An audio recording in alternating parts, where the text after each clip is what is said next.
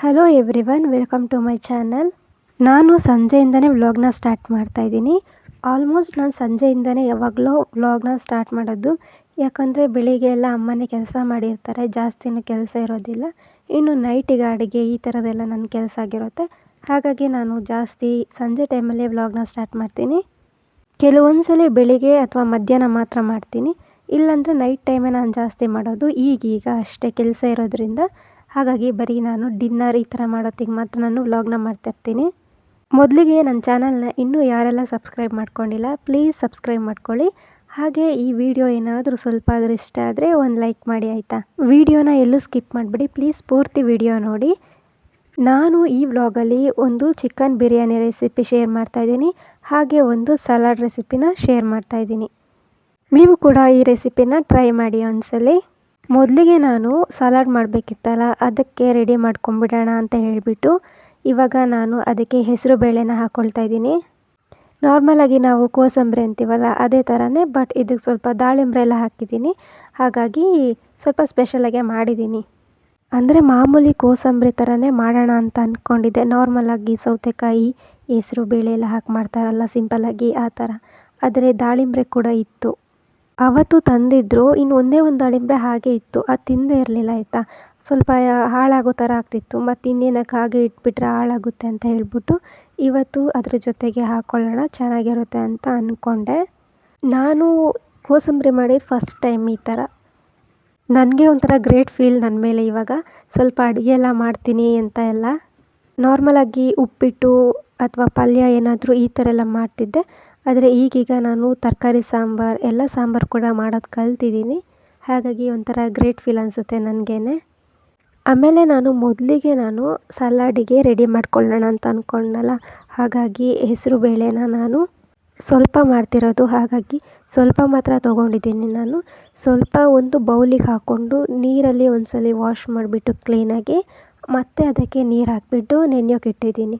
ಮೊದಲಿಗೆ ಹೇಳಿದರು ಅಮ್ಮ ಬೆಳಿಗ್ಗೆನೆ ಅದನ್ನು ಮಾಡೋಕ್ಕಿಂತ ಮುಂಚೆ 1 ಅವರ್ ಮುಂಚೆ ನೆನೆಸಿಡು ಸಾಕು ಅಂತ. ಹಾಗಾಗಿ ಅದನ್ನು ನೆನೆಸಿಟ್ಬಿಟ್ಟೆ ಫಸ್ಟಿಗೆ. ಆಮೇಲೆ ಬಿರಿಯಾನಿ ಮಾಡ್ಕೊಳ್ಳೋದಷ್ಟೊತ್ತಿಗೆ ಅದು ಕೂಡ ಆಗಿರುತ್ತೆ 1 ಅವರ್ ಅಂತ ಅಂದ್ಕೊಂಡೆ. ಹಾಗಾಗಿ ಅದನ್ನು ನೀರಲ್ಲಿ ನೆನೆಸಿಟ್ಬಿಟ್ಟು ಸೈಡಲ್ಲಿ ಇಟ್ಟಿದ್ದೀನಿ. ಬಿರಿಯಾನಿ ಮಾಡ್ಕೊಳ್ಳೋಷ್ಟೊತ್ತಿಗೆ 1 ಅವರ್ ಆಗುತ್ತೆ ಅಂತ ಹೇಳ್ಬಿಟ್ಟು ಆಮೇಲೆ ಅದನ್ನು ಮಾಡ್ಕೋಬೋದು ಅಂತ. ಅದನ್ನು ಇಟ್ಬಿಟ್ಟು ಇನ್ನು ಬಿರಿಯಾನಿಗೂ ಕೂಡ ರೆಡಿ ಮಾಡ್ಕೊಂಡಿದ್ದೀನಿ. ಏನೆಲ್ಲ ಬೇಕು, ಆನಿಯನ್, ಹಸಿಮೆಣಸಿನ್ಕಾಯಿ, ಟೊಮೆಟೊ, ಕೊತ್ತಂಬರಿ ಸೊಪ್ಪು ಇದೆಲ್ಲ ಬೇಕಲ್ವ, ಅದನ್ನೆಲ್ಲ ಕ್ಲೀನಾಗಿ ರೆಡಿ ಮಾಡ್ಕೊಂಡಿದ್ದೀನಿ. ಆಮೇಲೆ ಮರ್ತೋಗುತ್ತೆ ಅಂತ ಹೇಳಿಬಿಟ್ಟು ಆಮೇಲೆ ನಾನು ಬಿರಿಯಾನಿ ಪೇಸ್ಟ್ ಮಾಡ್ಕೋಬೇಕಿತ್ತು. ಅಂದರೆ ನಾರ್ಮಲಾಗಿ ನಾಟಿ ಸ್ಟೈಲಲ್ಲಿ ಮಾಡ್ತಾರಲ್ಲ ಆ ಥರ. ಹಾಗಾಗಿ ಮಿಕ್ಸಿ ಜಾರ್ ತೊಗೊಂಡೆ. ಅದರಲ್ಲಿ ನೋಡಿದ್ರೆ ಬೆಳಿಗ್ಗೆ ಧನಿಯಾ ಬೀಜನ ಪೌಡರ್ ಮಾಡಿಟ್ಟಿದ್ದಾರೆ, ಹಾಗೆ ತೋಟಕ್ಕೆ ಹೋಗಿದ್ದಾರೆ. ಹಾಗಾಗಿ ಇವಾಗ ನಾನು ನೋಡಿದೆ. ಆಮೇಲೆ ಅದನ್ನು ಒಂದು ಬಾಕ್ಸಿಗೆ ಹಾಕಿದ್ದೀನಿ. ಇನ್ನೇನು ವಾಶ್ ಮಾಡೋಕ್ಕೆ ಹೋಗಲಿಲ್ಲ, ಧನಿಯಾ ಪೌಡರ್ ಮಾಡಿದ್ದು ಅಂದ್ಬಿಟ್ಟು ನಾನು ಅದಕ್ಕೇ ಟೊಮೆಟೊ ಹಾಕ್ಕೊಂಡಿದ್ದೀನಿ. 1 ಟೊಮೆಟೊ ಹಾಕಿದ್ದೀನಿ ದೊಡ್ಡ ಸೈಜು. ಆಮೇಲೆ 3 ಹಸಿಮೆಣಸಿನ್ಕಾಯಿ ಹಾಕ್ಕೊಂಡಿದ್ದೀನಿ.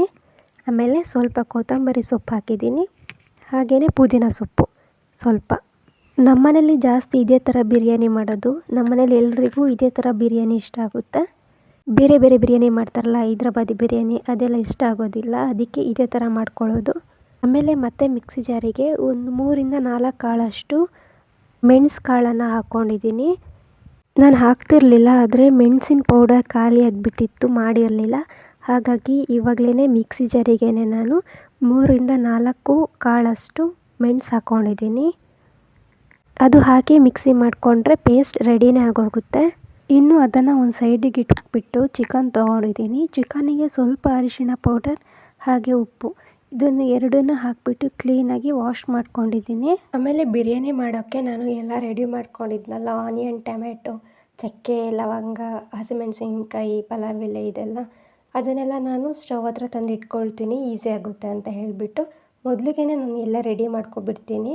ಆಮೇಲೆ ಮರ್ತೋಗುತ್ತೆ ಕೆಲವೊಂದೊಂದು. ಹಾಗಾಗಿ ನಾನು ಕುಕ್ಕರಲ್ಲೇ ಮಾಡ್ಕೊಳ್ತಾಯಿದ್ದೀನಿ. ನಾವು ಡೈಲಿ ಕುಕ್ಕರಲ್ಲೇ ಮಾಡೋದು ಬಿರಿಯಾನಿ ಎಲ್ಲ ಮಾಡುವಾಗ. ಹಾಗಾಗಿ ಮೊದಲಿಗೆ ನಾನು ಅದಕ್ಕೆ ಆಯಿಲ್ ಹಾಕ್ಕೊಂಡಿದ್ದೀನಿ. ಆಮೇಲೆ ಎಲ್ಲ ಸ್ಪೈಸಸ್ ಹಾಕ್ಕೊಂಡಿದ್ದೀನಿ. ಅಂದರೆ ಚಕ್ಕೆ, ಲವಂಗ, ಏಲಕ್ಕಿ, ಆಮೇಲೆ ಸ್ವಲ್ಪ ಕಸೂರಿ ಮೇಥಿ ಇಷ್ಟು ಹಾಕ್ಕೊಂಡಿದ್ದೀನಿ. ಆಮೇಲೆ ಪಲಾವ್ ಎಲೆ ಹಾಕ್ಕೊಂಡಿದ್ದೀನಿ. ನಾನು ಹಸಿದು ಪಲಾವ್ ಎಲೆ ಹಾಕ್ಕೊಂಡಿದ್ದೀನಿ, ಅಂದರೆ ಡ್ರೈ ಬರುತ್ತಲ್ಲ ಅದನ್ನು ಹಾಕ್ಕೊಂಡಿಲ್ಲ, ಇದನ್ನು ಹಾಕ್ಕೊಂಡಿದ್ದೀನಿ. ಆಮೇಲೆ ನಾನು ಒಂದು ದೊಡ್ಡ ಸೈಜ್ ಆನಿಯನ್ ಹಾಕ್ಕೊಂಡಿದ್ದೀನಿ, ಉದ್ದುದ್ದ ಕಟ್ ಮಾಡಿ ಹಾಕ್ಕೊಂಡಿದ್ದೀನಿ. ಆಮೇಲೆ ಹಸಿಮೆಣಸಿನ್ಕಾಯಿ ನಾನು ಪೇಸ್ಟ್ ಮಾಡಲಿಕ್ಕೆ 3 ಹಸಿಮೆಣಸಿನ್ಕಾಯಿ ಹಾಕಿದ್ದೆ, ಇದಕ್ಕೆ 2 ಹಸಿಮೆಣಸಿನ್ಕಾಯಿ ಹಾಕ್ತಾಯಿದ್ದೀನಿ. ನಾನು ಜಾಸ್ತಿ ಖಾರ ತಿನ್ನಲ್ಲ, ಹಾಗಾಗಿ ಸ್ವಲ್ಪ ಕಡಿಮೆನೇ ಹಾಕ್ಕೊಳ್ತೀನಿ. ಆಮೇಲೆ ಅದಕ್ಕೆ ಸ್ವಲ್ಪ ಶುಂಠಿ ಬೆಳ್ಳುಳ್ಳಿ ಪೇಸ್ಟ್ ಇಷ್ಟನ್ನು ಹಾಕ್ಕೊಂಡು ಒಂದ್ಸಲ ಕ್ಲೀನಾಗಿ ಫ್ರೈ ಮಾಡ್ಕೊಳ್ತೀನಿ. ಶುಂಠಿ ಬೆಳ್ಳುಳ್ಳಿ ಪೇಸ್ಟ್ ಮಾಡಿಲ್ಲ ಅಂತ ಅಂದರೆ ನಾನು ಮಿಕ್ಸಿ ಜಾರಿಗೆ ಮಸಾಲ ಮಾಡ್ಕೊಳ್ಳೋದಕ್ಕೆ ಹಾಕ್ಕೊಂಡಿದ್ನಲ್ಲ ಎಲ್ಲ ಕೊತ್ತಂಬರಿ ಸೊಪ್ಪು ಎಲ್ಲ, ಆವಾಗಲೇ ಶುಂಠಿ ಹಾಗೆ ಬೆಳ್ಳುಳ್ಳಿ ಅದಕ್ಕೆ ಆ್ಯಡ್ ಮಾಡ್ಕೊಂಡ್ಬಿಡ್ತೀನಿ. ಸಾಮಾನ್ಯವಾಗಿರುತ್ತೆ, ಇಲ್ಲ ಅಂದಾಗ ಆ ಥರ ಮಾಡ್ಕೊಳ್ಳೋದು, ಇದ್ದರೆ ಈ ಥರನೇ ಹಾಕ್ಕೊಳ್ಳೋದು. ಆಮೇಲೆ ಅದನ್ನು ಸ್ವಲ್ಪ ಫ್ರೈ ಮಾಡ್ಕೊಂಡಾದ್ಮೇಲೆ ಚಿಕನ್ ಆ್ಯಡ್ ಮಾಡ್ಕೊಂಡಿದ್ದೀನಿ. ಚಿಕನ್ ಹಾಕಿ ಕೂಡ ಸ್ವಲ್ಪ ಹೊತ್ತು ಹಾಗೆ ಫ್ರೈ ಮಾಡಿದ್ದೀನಿ. ಆಮೇಲೆ ಅದಕ್ಕೆ ಎಷ್ಟು ಬೇಕೋ ಅಷ್ಟು ಉಪ್ಪು ಹಾಕ್ಕೊಂಡಿದ್ದೀನಿ, ಸ್ವಲ್ಪ ಹಾಕ್ಕೊಂಡಿದ್ದೀನಿ ಅಷ್ಟೇ, ಆಮೇಲೆ ನೋಡಿ ಹಾಕ್ಕೋಬೋದು ಅಂತ ಹೇಳಿಬಿಟ್ಟು. ಆಮೇಲೆ ಉಪ್ಪು ಹಾಕಾದ್ಮೇಲೆ ಅದಕ್ಕೆ ಅರಿಶಿಣ ಪೌಡರ್ ಹಾಕ್ಕೊಂಡಿದ್ದೀನಿ ಎಷ್ಟು ಬೇಕೋ ಅಷ್ಟು. ನಾನು ಎಷ್ಟು ಸ್ಪೂನು ಆ ಥರ ಎಲ್ಲ ಗೊತ್ತಿಲ್ಲ, ಅಂದಾಜಿಗೆ ಮಾತ್ರ ಹಾಕ್ಕೊಳ್ಳೋದು ಎಲ್ಲನೂ, ಹಾಗಾಗಿ ಎಲ್ಲ ಅಂದಾಜಿಗೆ ಹಾಕ್ಕೊಳ್ತಿರೋದು. ಅದನ್ನು ಒಂದು 5 ಮಿನಿಟ್ಸ್ ಬೇಯೋಗಿ ಬಿಡ್ತೀನಿ. ಹಾಗೆಯೇ ಆ ನಂತರ ನಾನು ಮಸಾಲ ಮಾಡ್ಕೊಂಡಿದ್ನಲ್ಲ ಅದನ್ನು ಹಾಕ್ಕೊಂಡಿರೋದು. ಮಸಾಲ ಕೂಡ ಹಾಕಿ ಸ್ವಲ್ಪ ಹೊತ್ತು ನಾನು ಹಾಗೆ ಹುರ್ಕೊಂಡಿದ್ದೀನಿ, ಅದ್ರ ಸ್ಮೆಲ್ ಹೋಗಬೇಕು, ಹಸಿ ಸ್ಮೆಲ್ ಅಂತ ಹೇಳಿಬಿಟ್ಟು.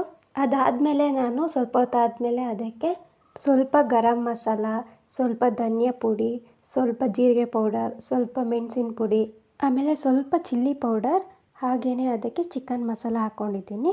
ಬಿರಿಯಾನಿ ಮಸಾಲ ಕೂಡ ಹಾಕೋಬೋದು ನಿಮಗೆ ಬೇಕು ಅಂತ ಹೇಳಿದ್ರೆ. ನಾನು ಬಿರಿಯಾನಿ ಮಸಾಲ ಆ್ಯಡ್ ಮಾಡಿಲ್ಲ.